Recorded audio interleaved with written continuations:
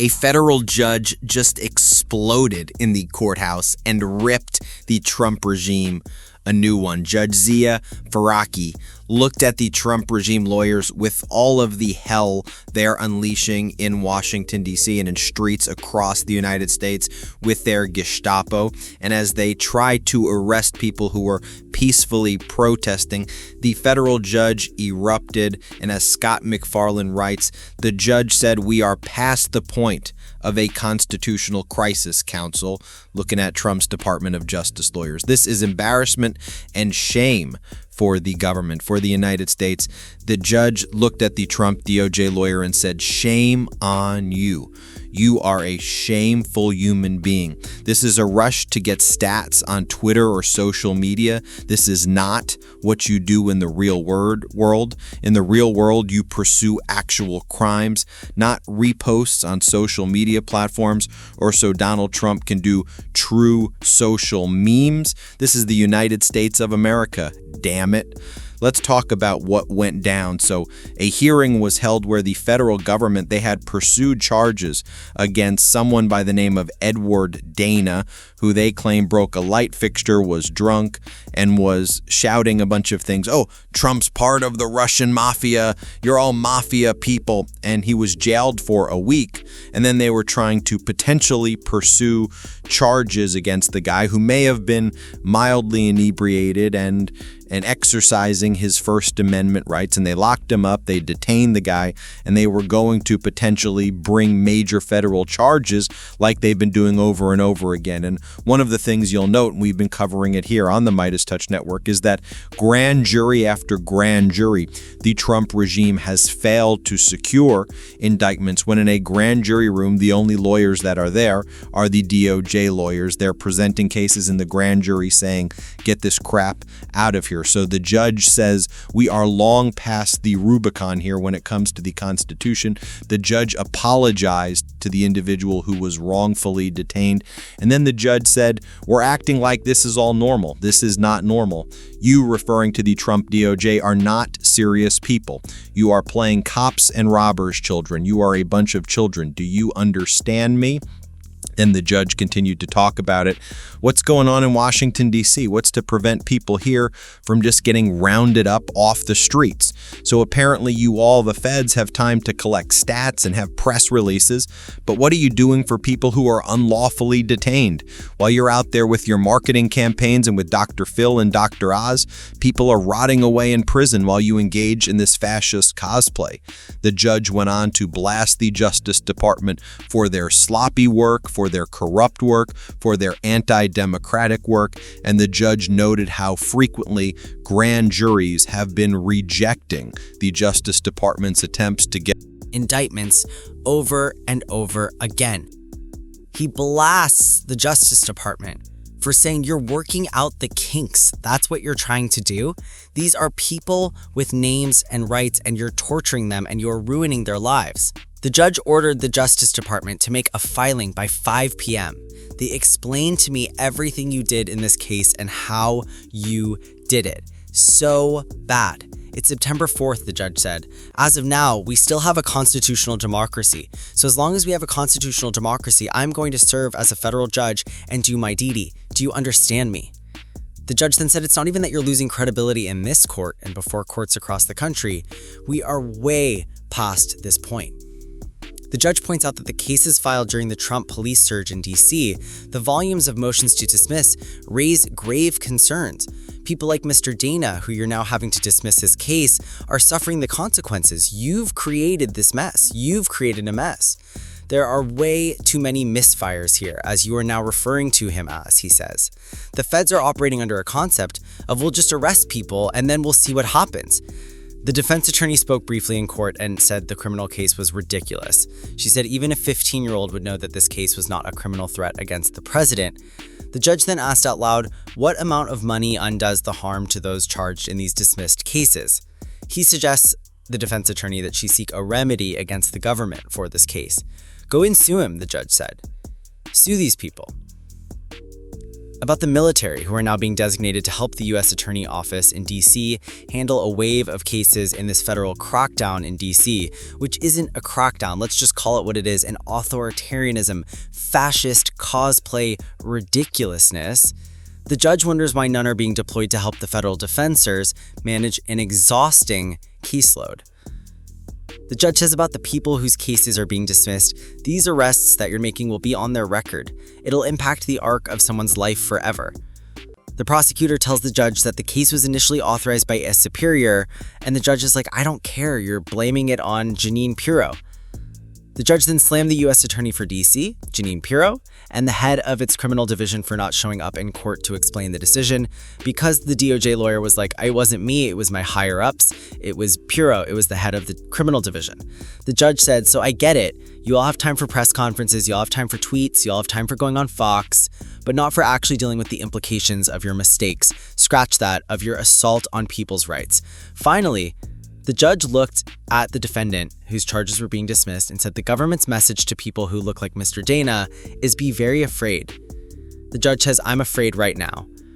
And then the judge said, basically, get the hell out of here. That's what's going on in our courtrooms across the country. And you'll see, for example, right here, ICE beginning to arrest a woman outside their domestic violence hearing, starting in Chicago. One woman had the case dismissed by the judge only to be immediately detained by agents. Women are being forced to choose between staying in abusive relationships or potential deportation. The network advocating against domestic violence is encouraging all survivors to file for order protections online and not schedule in-person hearings. Here, watch this. Witnesses tell us that agents took at least one person into federal custody ahead of their scheduled court appearance. Our Sabrina Franza has been looking into that case. Sabrina, victim advocates are saying that this has people turning away from their scheduled appearances. Marie, it would appear that's already happening. We were standing in the lobby of this courthouse today, and while we were there, folks were asking for people who would otherwise be in court, whether they be defendants or plaintiffs in cases that were heard today. Those people were not there, and the reason given, they were too afraid to be there. The courthouse at 555 West Harrison opens at 8:30 each weekday. One woman, whose name we are withholding because of the nature of her case, was set to appear at 9 a.m. We're told she didn't make it there. She was arrested by Immigration and Customs Enforcement, according to this court document.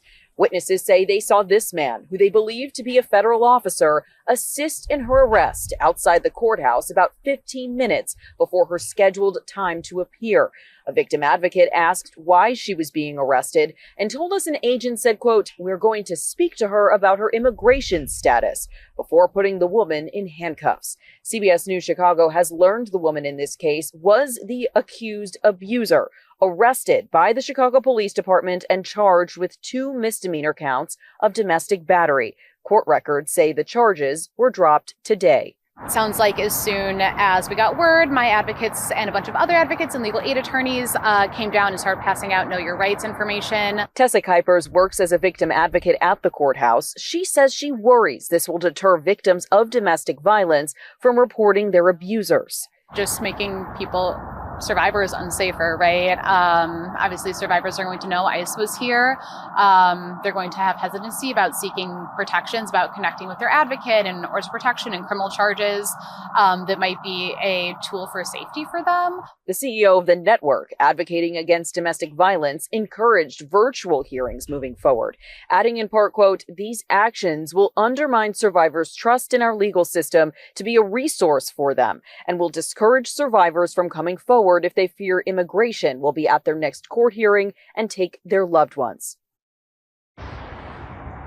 Now, there has been a call for support here at the courthouse tomorrow morning. Volunteers asked to show in front of the courthouse with Know Your Rights material. We expect to see some sort of demonstration here. Then, meantime, we have reached out to ICE for a comment on all of this and are still waiting to hear back. We're live in the West Loop. Sabrina Franza, CBS News. Chicago. And in this next video, I'm going to show you unknown officers arrest an Ohio woman, hand her over to ICE in a secluded parking lot. Officers reach in through the car window and forcibly drag her out after refusing to show a batch number. They then drive her around town to the back of a bank parking lot. They hand her over to a group of men that she later learned were ICE agents. At least one of the officers detaining her in this video appears to be wearing an ATF badge. Carolyn Ortiz Soto is a 24-year-old woman who is legally seeking asylum from violent attacks against her in Honduras. She was scheduled to attend a hearing on her case in September. Now she's locked up without bail in Butler County, Ohio. Watch what's going down here. Play this clip. Can I get his badge number? Can I get the rest? Deal with that. Can I please? I don't have everyone's badge number memorized. Please, can I talk to them? In video shared with WCPO, you see a tense back and forth with officers. Flores repeatedly asking officers to identify themselves. After a while of that, this happens. Please identify yourself, sir. You're not identifying yourself, please. Hey, no. Hey, don't.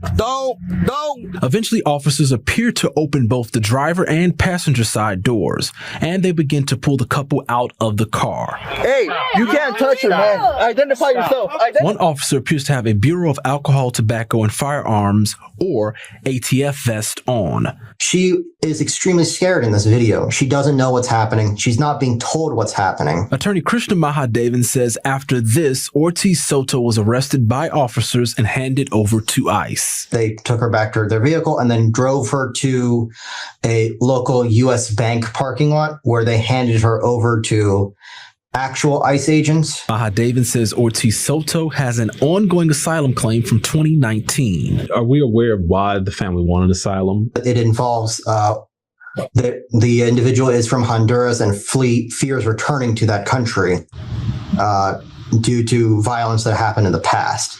But unfortunately, I'm not at liberty to discuss the details of that. He says his client followed all the rules and regularly attended ICE check-ins. Do we know a predicate for why they decided to stop this particular vehicle? She did not know why they were stopped. Now Ortiz Soto sits inside the Butler County Jail awaiting a bond hearing, hoping her case is heard fairly. WCPO reached out to Fairfield Police several ways Wednesday, but we have not heard back. They should keep in mind that this is a young woman who is found some success and happiness here in the United States. She started her own business.